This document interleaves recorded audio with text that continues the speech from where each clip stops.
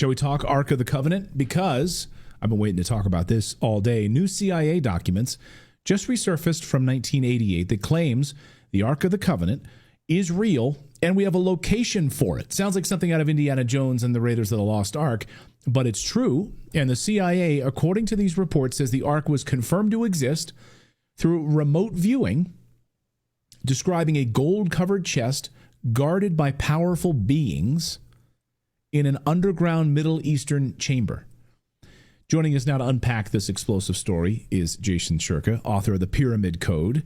Welcome back, Jason. Two crazy big stories that I'm in love with. We talked about the Egyptian pyramids this week, earlier in the week with you, and now we've got the Ark of the Covenant. It seems crazy. First of all, what do you think this revelation means, this CIA document? And maybe I'll ask you, do you think they're also maybe releasing this information now to distract us from something else?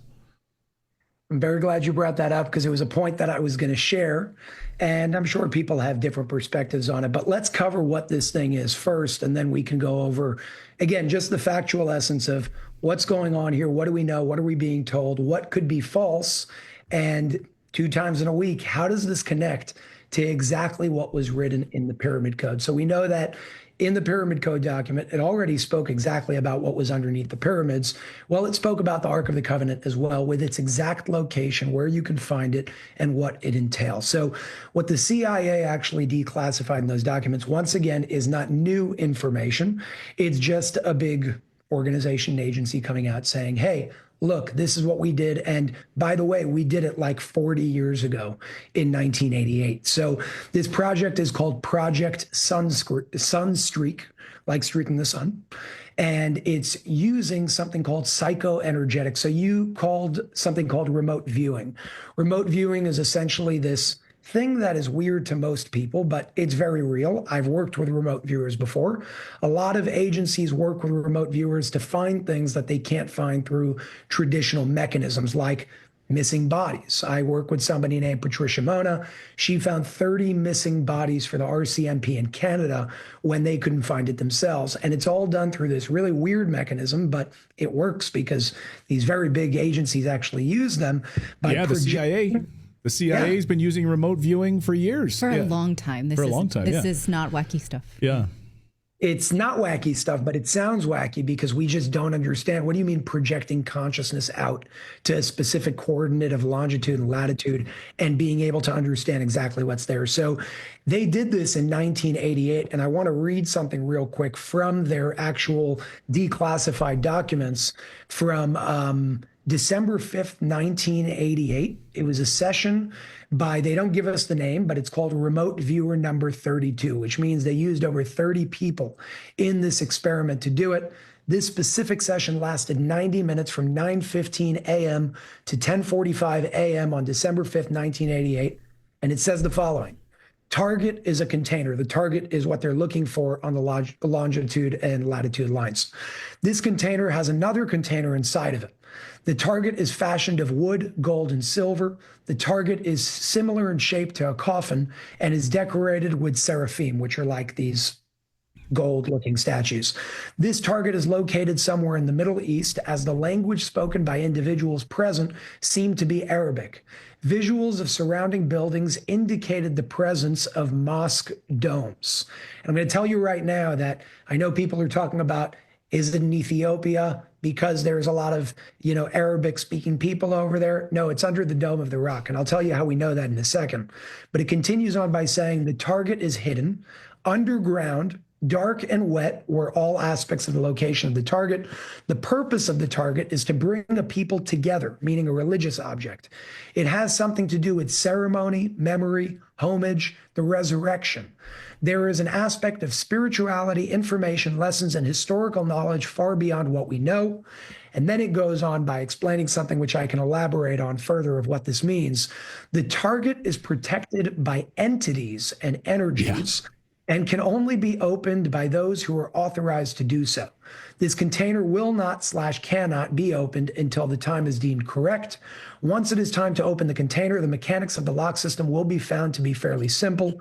Individuals opening the container by prying or striking are destroyed, meaning they die, by the container's protectors, meaning its energies, through the use of a power unknown to us. Now, it sounds weird, but that's coming from the CIA. Let's not forget that.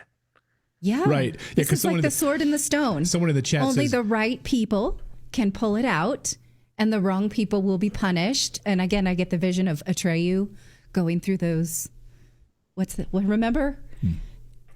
Never ending Sphinxes. Never ending story. Yes, Yeah. when he goes through the Sphinx, right? Right. Yeah, it's like only those authorized. This is amazing. Sorry, I got excited. So, It's okay. Indiana Jones in real life. That's what's going All of on it.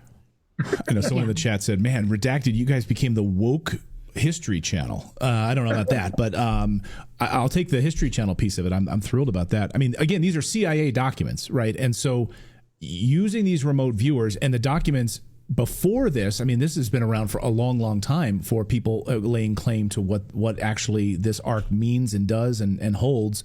But I'm curious about these beings that are sort of guarding this thing. Do we have any more information about what these beings might be that are guarding this thing? What kind of energies?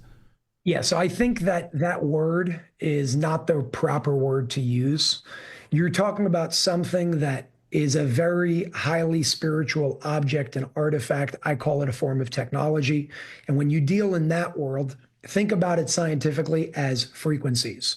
There are certain frequencies that some people can touch and some people cannot, because if you don't have the proper vehicle to do it, it will literally electrocute you and kill you.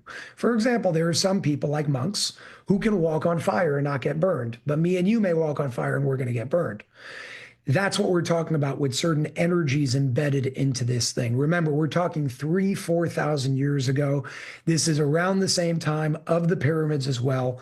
We're talking about a civilization, a society, a people that did things in a way that we do not understand today because it's forgotten knowledge.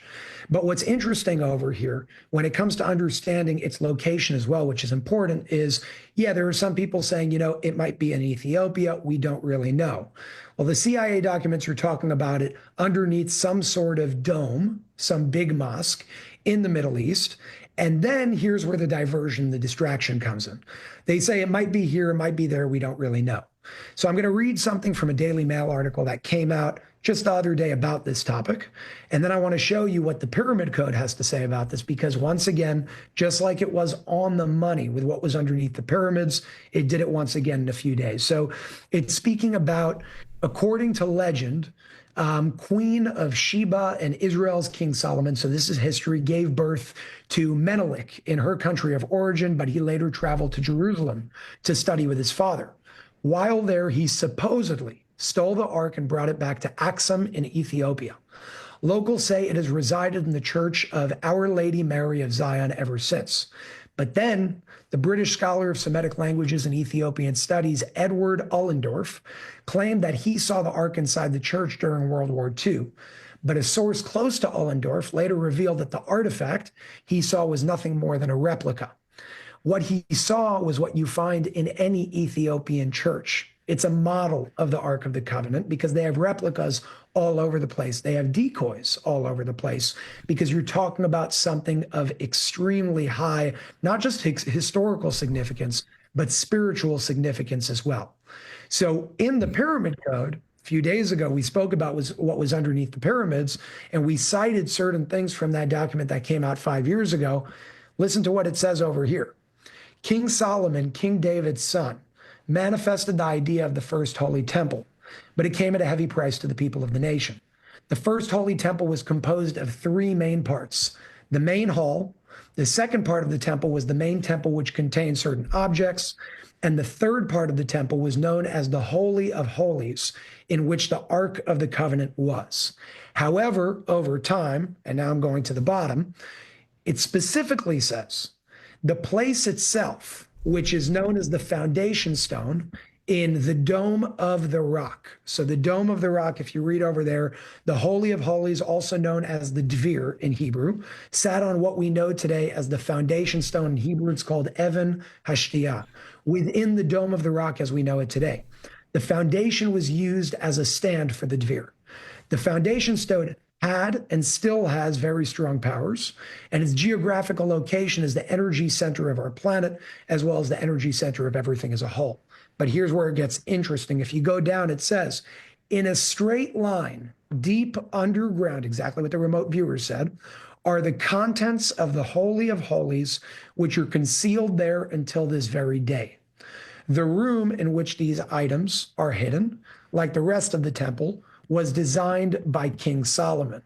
And further conversations, if you want to call them, about the Pyramid Code, which is the series on Unified TV, further explain exactly where it is, roughly 180 feet below the base of the foundation stone, which is what the Dome of the Rock is actually built around on right now. It's called the Dome of the Rock because it's a massive dome over the foundation stone.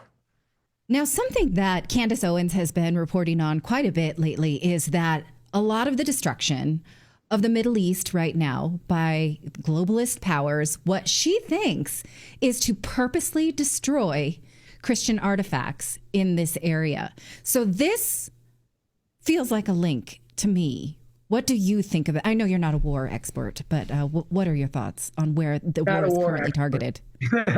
Yeah, but we could use logic to understand certain things. And what we know is, again, factually, like the center of war in the world is there in the Middle East. It's yes. This aspect of everything around Israel. Everybody's fighting over it. And the three main monotheistic religions, which is Islam, Christianity, and Judaism, all look at that place as this is our place.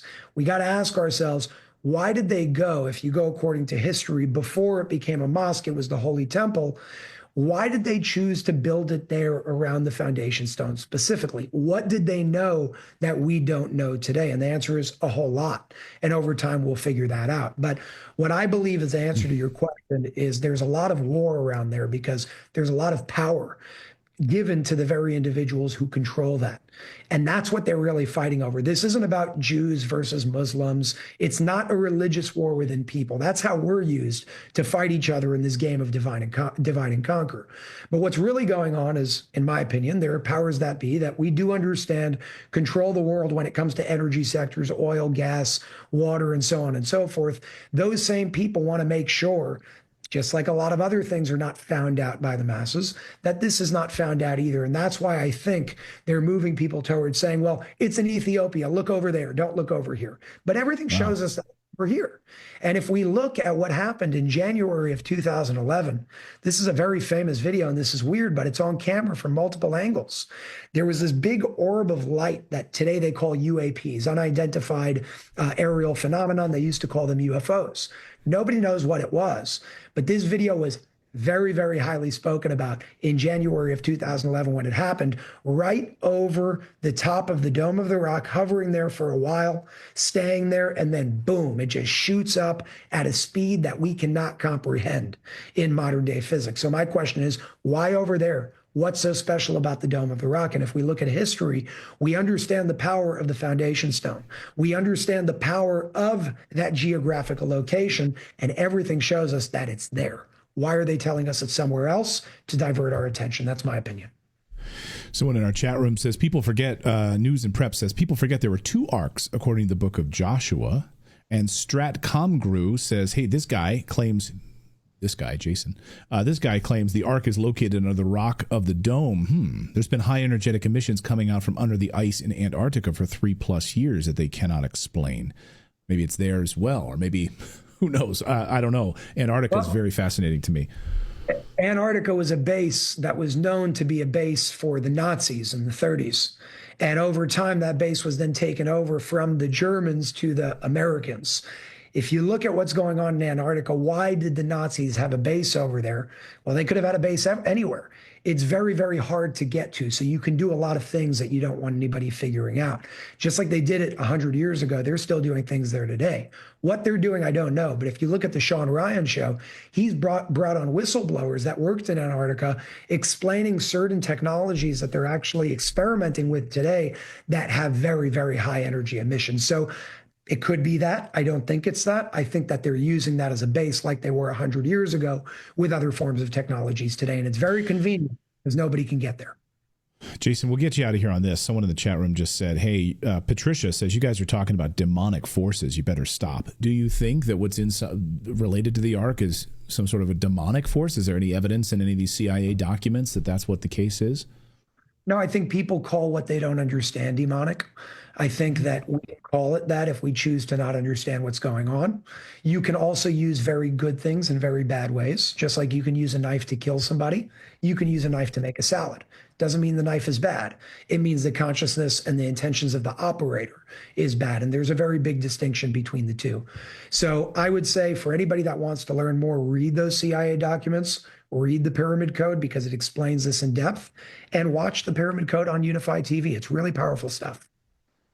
Jason Shurka, host of the Pyramid Code. Great to have you here twice this week for two incredible stories. We appreciate it. I really appreciate your input on this. It's just fun. Yeah. Thank you. It's good topics to cover. Yeah. Thank you, Jason. Great to see you. You too.